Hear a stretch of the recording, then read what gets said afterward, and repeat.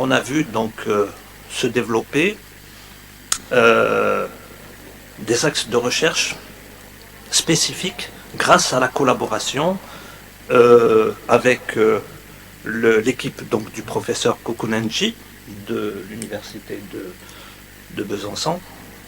Et la première question qui me vient à l'esprit, c'est que j'aimerais que vous me dites de manière globale comment cette méthode du noyau a évolué depuis qu'elle a été introduite il y a une soixantaine d'années par Rosenblatt et par Parzan.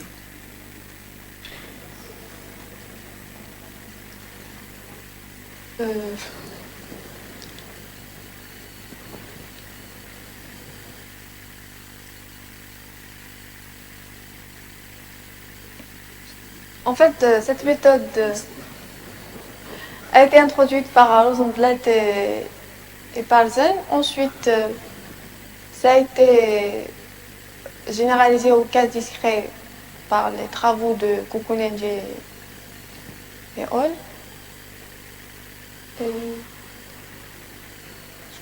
Ce que j'aurais aimé avoir dans votre thèse, ça aurait été intéressant d'abord d'avoir une sorte de, j'allais dire, de petit schéma. Et en même temps, également avoir une sorte de tableau où on voit dans quel type de situation, comment est-ce que la méthode a pu être appliquée à différents cas. Et ensuite, comment est-ce qu'elle a évolué? Ça, c'est très important. Vous n'avez pas réfléchi à ça. On vous a dit, faites ça, et tu as commencé à travailler. Ensuite, on t'a dit, fais ça, et... ouais. Ben oui, mais justement, il faut qu'on puisse comprendre comment ensuite, comment ça a évolué, non seulement au niveau donc des objets donc, où on applique, mais en même temps les méthodes qui ont permis ce développement, quelles sont les hypothèses. Voilà, au niveau... C'est ça. Et voilà, donc Smile, il te réduit la question. Il te dit, bon, par rapport au travail qui a été fait dans l'équipe, contrôle statistique de qualité.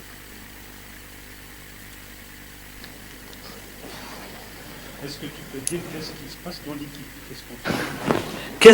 Qu'est-ce qui se passe dans l'équipe avant la collaboration avec Besançon? Avant et après.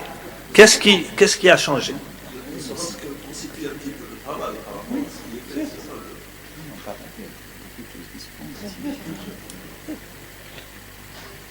Et ensuite, faire un petit tableau, voilà, donc au début c'est ça, ensuite on a rajouté cette hypothèse, ou bien on s'est attaqué à tel cas,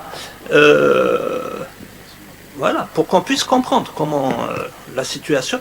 En fait, ce travail, tu as dû le faire quand tu as écrit tes articles dans l'introduction, ou bien quand tu fais l'état de l'art. Mais tu puisses comprendre qu'est-ce que tu mets là-bas. Elle est là. Regarde-moi ça. Voilà, hein, on lui dit tu bouges ça, elle bouge ça. Voilà, sans ça. Voilà. Moi, je lui dis tu sens ça. C'est une très bonne question. C'est ça un travail d'équipe, en fait. C'est ça un travail d'équipe. Exact. C'est ce que je lui dis tout le temps. Voilà. Bon. Allons plus loin. Bon, je ne voudrais pas revenir sur ces questions-là ensuite, quand on fait un travail, on fait une étude comparative, mais là aussi, quand même, il faut quand même qu'on puisse comprendre.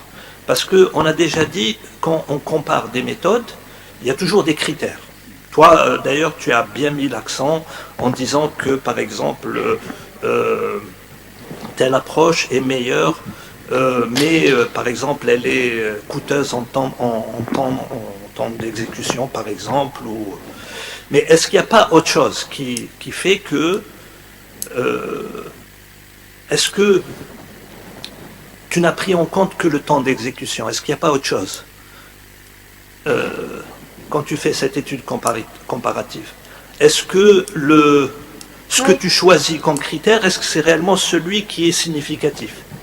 On a utilisé le critère is, de comparaison, et le temps aussi d'exécution.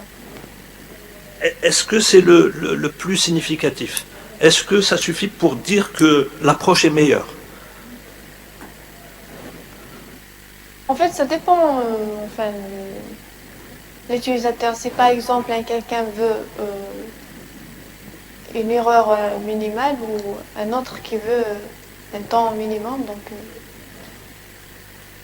je sais pas que c'est. Mais est-ce que tu n'as pas réfléchi? Est-ce qu'il n'y a pas d'autres critères plus significatifs? Je suis d'accord qu'on puisse prendre en compte le temps d'exécution. C'est important, bien entendu. Mais est-ce que, je ne sais pas, quand tu dis que telle approche est plus performante par rapport aux critères que tu as choisis, mais en même temps, est-ce que d'un autre côté, il n'y a pas autre chose qui contrebalance ce que tu affirmes, ou bien est-ce qu'on peut se contenter de dire elle est plus performante? D'abord, qu'est-ce que tu veux dire qu'un noyau est meilleur?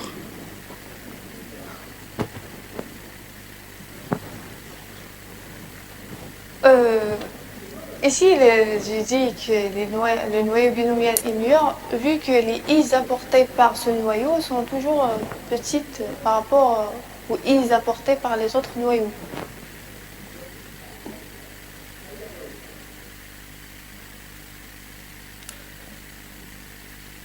Bon, juste une remarque par rapport à ton résumé.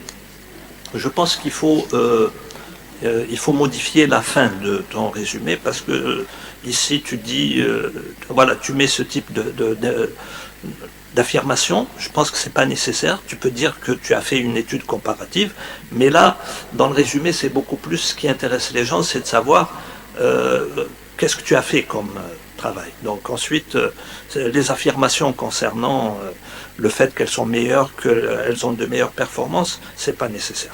Tu dis simplement que tu as fait une étude comparative et tu développes la contribution. Très bien, je donne la parole à présent au professeur Adjabi. Merci, Monsieur le Président. Ça n'a pas répondu. Alors, je voudrais d'abord souhaiter la bienvenue à notre ami Célestin Kokonenji de l'Université de Besançon et je souhaite que notre collaboration continue jusqu'à je ne sais pas quand. Bien. Alors, c'est-à-dire je souhaite que ça continue. Il faut nous souhaiter la bienvenue, nous aussi. Vous êtes là tout le temps, je vous vois tout le temps. Donc Zahari est venu de Constantine. Je le vois tout le temps, madame. Donc, c'est-à-dire qu'il s'est déplacé de Besançon et puis il a payé à sa charge certains frais. Donc, pour compenser un petit peu, on lui souhaite la bienvenue. Voilà. Alors, je vais revenir au travail de Mademoiselle Blade. En fait, l'originalité de son travail, c'est que c'est la première fois qu'on présente l'estimateur de la densité dans le cas multidimensionnel discret. Ça n'a jamais été fait. Célestin l'a fait dans le cas unidimensionnel. Je lui ai proposé de le généraliser. Elle a généralisé. C'est ça l'originalité de ce travail. Bien, c'est vrai qu'il y a des manques. Elle n'a pas calculé les propriétés de l'estimateur, le biais, la variance. Je lui ai dit pourtant de le faire. Quand on propose un estimateur, tout de suite on propose les caractéristiques de l'estimateur. On regarde s'il est avec biais, sans biais, quelle est l'erreur quadratique moyenne intégrée, etc. Elle ne l'a pas fait. Bon, elle a essayé de le faire. Il semble que c'était un petit peu difficile. Non, je les ai fait, non? Hein? Je les ai fait, non? On n'a pas fait. Ah, dans les slides? Mais je parle de la thèse. Mais c'est pas bien, ils ne sont pas bien définis. Bien, alors, l'idée, la simplicité de cet estimateur, c'est qu'au lieu de prendre un noyau, elle a pris un noyau produit. C'est-à-dire, au lieu de prendre un noyau multidimensionnel, elle a pris un noyau produit. C'est-à-dire, c'est vraiment la simplification au maximum de l'estimateur. Ce qu'on fait dans le cas continu, ça a été fait, mais avec le noyau gaussien. Donc, Sommet, l'étudiant de Kokonenji, a commencé à traiter le problème dans le cas multidimensionnel avec corrélation. C'est ce que je lui avais proposé de faire. Bon, ça a été un petit peu difficile, mais je pense qu'on peut le faire pour la suite. Alors, ensuite, maintenant, la perte quadratique et la perte anthropique, la question qu'a posée Célestin. C'est vrai qu'on ne l'a pas fait pour le cas global, on ne l'a pas fait pour le cas local, et on l'a fait pour le cas adaptatif. C'est-à-dire qu'on voulait savoir, c'est réellement pour vous dire, c'est les reviewers qui nous ont demandé de comparer avec une autre perte. Donc c'est pour ça qu'on a pris la perte entropie. Mais comme ça ne donnait pas des résultats très intéressants dans le cas adaptatif, on a pensé que c'était pas nécessaire de le faire dans le cas local. Alors maintenant, je voudrais revenir à l'approche bayésienne. Il faut qu'on comprenne bien l'approche bayésienne. Je l'ai dit à la soutenance de Nabil. L'approche bayésienne, elle est intéressante quand on a des échantillons de petite taille. Pourquoi? Parce que le fait de rajouter une loi a priori, ça apporte de l'information en plus. Donc ça améliore la qualité de l'estimateur. Quand l'échantillon est de grande taille, ce n'est pas nécessaire d'appliquer l'approche bayésienne. Elle est coûteuse en temps de calcul et elle est assez compliquée parce qu'il faut fixer la loi a priori, il faut choisir les paramètres de la loi a priori, etc. Mais ce qu'on a constaté au fait, c'est que même si l'échantillon est de grande taille, l'approche bayésienne adaptative reste meilleure que l'approche validation croisée. Donc on peut toujours l'appliquer, même si l'échantillon est de grande taille. Seulement le problème, c'est qu'il faut effectivement choisir les lois a priori, il faut choisir les paramètres de la loi a priori. Maintenant, si je veux répondre à la question du professeur Mouadeb sur le choix, parce qu'il y a une confusion entre le noyau et la loi a priori. Ce sont deux choses différentes. Le noyau, c'est ce qui nous permet d'estimer la densité. Le choix du noyau est lié au support des données. Ouais. On regarde le support des données et on choisit le noyau associé qui correspond. C'est ce qui se passe dans le cas continu, on fait la même chose dans le cas discret. Maintenant, pour le choix de la loi a priori. Le choix de la loi a priori, il est basé sur deux critères. D'abord le H, s'il est dans 0,1, comme pour le noyau binomial, on choisit la loi bêta, parce que la loi bêta, elle est définie sur 0,1. Si c'est positif, on choisit le noyau, la loi gamma. Maintenant, pour le choix des paramètres alpha et bêta. Le choix de alpha et bêta est lié au fait à un travail qu'a fait Zougeb. Il a calculé l'erreur quadratique intégrée, il a démontré que ça converge vers 0 pour certaines valeurs de alpha et de bêta. Donc on s'est basé sur ce travail-là. L'autre critère pour choisir la loi a priori, c'est la conjugalité. C'est-à-dire qu'on voudrait, si on utilise la loi locale, l'approche bayésienne locale et adaptative, il faudrait qu'on obtienne la forme exacte de l'estimateur de paramètres de lissage. Donc, pour que l'estimateur de paramètres de lissage soit exact, il faudrait qu'il y ait conjugalité entre le noyau et la loi a priori. Donc, on choisit le noyau et la loi a priori de façon à ce qu'on obtienne la forme exacte de H. Voilà principalement les critères pour lesquels on choisit le noyau, le paramètre de lissage. C'est ce qu'il fallait dire. Voilà. Alors ensuite, M. Haïssani a posé une très bonne question. Il ne pose pas des questions sur le contenu, mais il pose de bonnes questions. Tu es au Lamos depuis combien d'années maintenant? 3 ans, 4 ans. 3 ans. 3 ans. Et la première chose, quand on arrive dans une équipe de recherche, qu'est-ce qu'elle fait cette équipe? Qu'est-ce qui fait qui? Qu'est-ce qui fait quoi? Qu'est-ce qui fait quoi? Comment ça a évolué? Tu ne le sais pas, ça? Non, je sais qu'on travaille sur l'estimation non paramétrique. Oui. Il y a des éléments qui travaillent sur la régression. Et... Non, déjà sur la méthode du noyau. Oui. Et qui c'est qui travaille sur la méthode du noyau? C'est tout le monde. Tout le monde. Bien. L'estimation de la densité. Qui c'est qui travaille sur l'estimation de la densité? Tu ne sais pas. Non, je sais, mais... Je vais citer des noms ou... Tu sais, tu dis Flaine, il travaille sur ça. Voilà ce qu'il fait. Voilà ce que fait celui-là. Zougeb, sur quoi il travaille? Sur la densité. Sur la densité. C'est tout. Même la régression. Même la régression. Mais quand tu dis il travaille sur la densité, c'est pas suffisant. Même Ziel travaille sur la densité. Oui. Mais alors? Même Amroun travaille sur la densité. Mais avec les splines. Elle utilise les splines, c'est pas... mais c'est la densité. Ouais. Oui. Alors maintenant, je vais répondre à une autre question du professeur Haïssani. Comment on compare les différentes méthodes?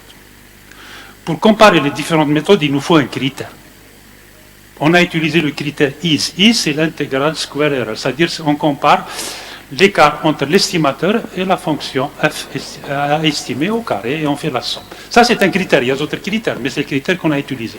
Donc, on a le critère du IS, on a le temps d'exécution et on a le critère du graphe. On regarde graphiquement quelle est celle qui se rapproche le plus. Voilà les critères qui nous permettent d'utiliser, de comparer les différentes méthodes.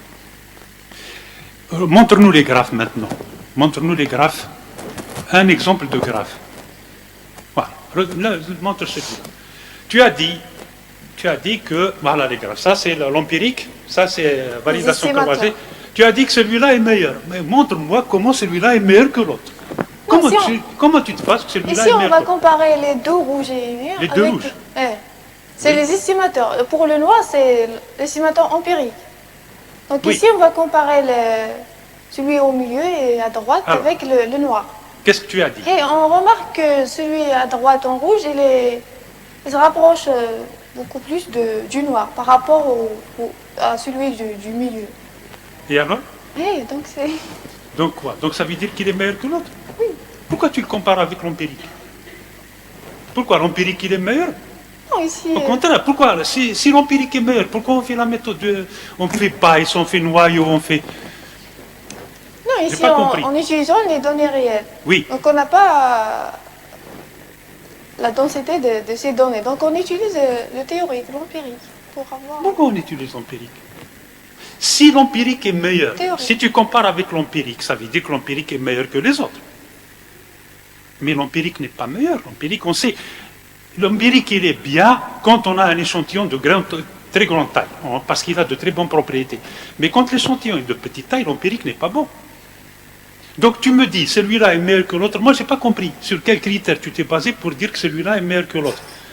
Moi, je pensais que tu regardais s'il est rempli, si les pics sont... Je n'ai pas compris comment tu choisis... Ici, en remarquant ces deux rouges, on remarque que celui à droite il ressemble beaucoup plus à celui du noir. Donc... Pourquoi tu compares le rouge avec le noir? C'est l'estimateur empirique, théorique. Et alors, si tu dis que si tu compares le rouge avec le noir, si tu compares avec le noir, donc la référence c'est le noir. Oui. Ça veut dire que le noir il est meilleur. C'est ça. Enfin, c'est pas meilleur, mais... Et alors? Quand on a des données, oui. L'estimateur... Dans le cas unidimensionnel, comment on sait qu'un estimateur graphiquement est de bonne qualité? On trace d'abord la densité, enfin dans le cas des simulations. Par exemple, continu, tu estimes une densité continue, tu traces le graphe. Oui. Par plusieurs méthodes. Comment tu sais que celui-là est meilleur que l'autre, graphiquement? C'est le lissage. Oui. Lissage et quoi d'autre? Qu'est-ce qu'on cherche à déterminer quand on lisse? Quel est l'intérêt d'estimer une densité de probabilité? On voit si cet estimateur il a pu capter les modes. Les modes. Donc on regarde s'il a les modes, s'il est bimodal.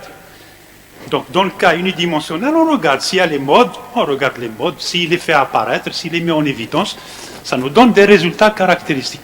Et ici, je regarde quoi? Parce que tu as mis de jolis graphes, mais... Oui, mais il y a ici les modes, les grandes pics. Où est-ce qu'ils sont les modes? C'est les pics les plus... Oui, elle me fait ça avec la main. Elle fait ça. Qui ont la plus grande probabilité. Par exemple, celle-là.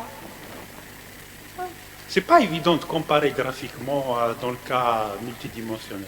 C'est difficile de comparer. Bon, merci Monsieur le Président. Merci, professeur Adjabi. Est-ce qu'il y a dans l'assistance des personnes qui désirent participer à la discussion?